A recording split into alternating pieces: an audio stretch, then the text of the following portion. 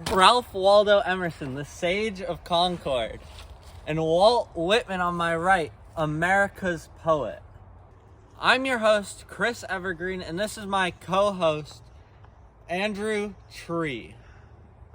I'll be adding some commentary and insight as these two great minds battle in a few nature challenges as well as keeping score.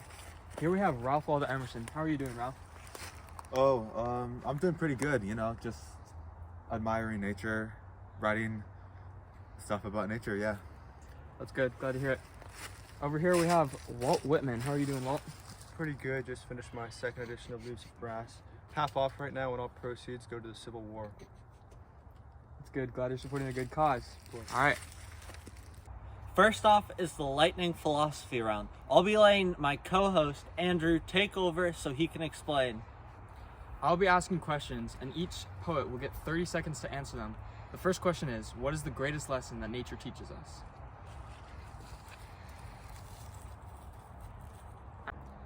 Emerson, you're up first.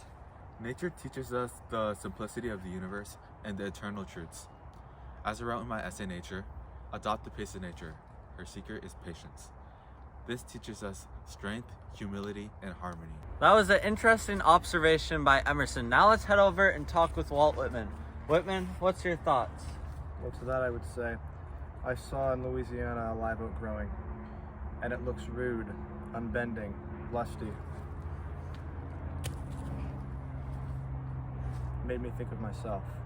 Holy cow, those were some crazy replies by Emerson and Whitman. Let us know, keep in mind for the final part of the video, who you think won. We're gonna head to the next location. My co-host Andrew's gonna explain the entire next part. Let's go.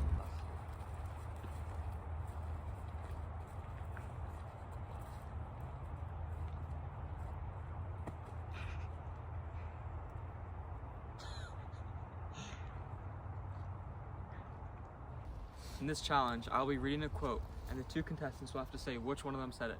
The first of three quotes is, "The happiest man is he who learns from nature the lesson of worship." That was the least intelligent thing I've ever heard in my life, so that obviously wasn't me. You're right, it is unintelligent, which is why it was Emerson. Okay, we got some tensions between the contestants, but here's the next quote. "We the rivers stemming, vexing and piercing deep the minds within." That's such a preposterous quotation. It was not me. That is correct. It was Whitman. How do you feel about that? I think Emerson's an idiot. Okay, there we have it. Each contestant now has a point. So for a tiebreaker, we have one more quote. "The trees teach the lessons of the beauty of nature." Who said this? That's very deep. I'd have to say me. I'm gonna go with me. That was actually a quote from our sponsor. So we're gonna go to Chris to hear about today's sponsor. This video is sponsored by Trees. Trees is a program to protect nature and wildlife. So there's lots of trees all around us 24/7, but we often ignore their beauty and how scarce they're becoming. Let's save the trees with trees. So before we do the third challenge, Walt Whitman and myself are gonna walk over to the new location and do a little pregame interview, right, Walt Whitman? Yep. Okay, so Walt Whitman, what year were you born? 1819. That was a good year, right? I don't remember it, but yep. Okay, well, Walt Whitman, what kind of poems did you write? Poems of nature and love. What else? Did you write poems about war? I know you had some personal experience with that. A few. Deeply inspired by the Civil War. Yep. That was an interesting time for you? Terrifying time, actually. Okay, well, thank you, Walt Whitman. Anything else you want to say to the people at home? Leaves of Grass only costs about 25 cents right now, so I picked that up. Okay, well, I saw what you did to Emerson earlier, so... As we move on to our next location, I'm gonna ask you a few questions. Yeah, that's fine. What year were you born? I was born in 1803. Did you ever get married? I did. I heard you were married to a girl named Ellen Tucker. Yeah, I was. Tell me about that. She's a beautiful girl, and I miss her a lot. Yeah. Were you young when you were married? I was 26 and she was 17. To decide who goes first in the debate, Walt Whitman and Emerson are gonna play a game of rock, paper, scissors. You mean stone, parchment, and shears? Sure. Stone, parchment, and shears. You guys ready? Let's go.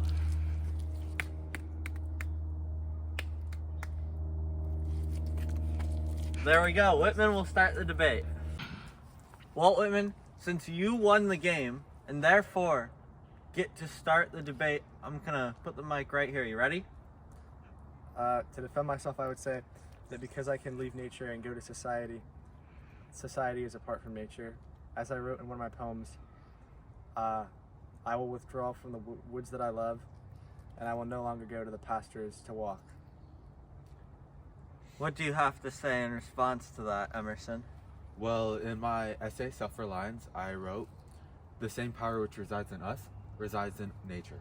And this quote supports my idea because basically all of nature and all of humanity is connected by one singular power, which is God. And he's God. All right. Well, thank you, Emerson, and thank you, Whitman. That was a good first round of the debate. Whitman, what's your response to what Emerson had just said? Well, I think that since many people reject God, it shows that society is not a part of nature and that people choose to be apart from it. That was a pretty good response. What do you have to say, Emerson? I think the exact opposite. I think that God created nature, and since we're a part of nature, that God created all of us, and so we are a part of nature. How's your 17-year-old girlfriend, Emerson? Yo, what did you say? Hold on. Cut this out. Because that got a little bit heated, we're gonna have to cut the debate early and go to the post-game interview. Walt Whitman, first and foremost, thank you for participating on our channel, on our show, on our competition. We hope everyone at home's enjoyed watching so far. Whitman, is there anything else you want to say or anything you want to let the people know? No, Is there any reason why you aren't wearing your hat anymore?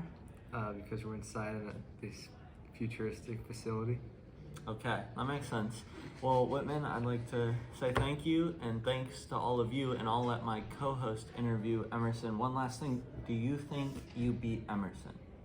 Yeah, I think it all comes down to how smart the audience is and how, are they of good taste. Okay, well thank you, Walt Whitman. Over to my co-host. All right, first off, Emerson, I want to say thank you for participating with us. And you heard what Whitman said. Do you think he won too? Absolutely not. I think I crushed him, actually.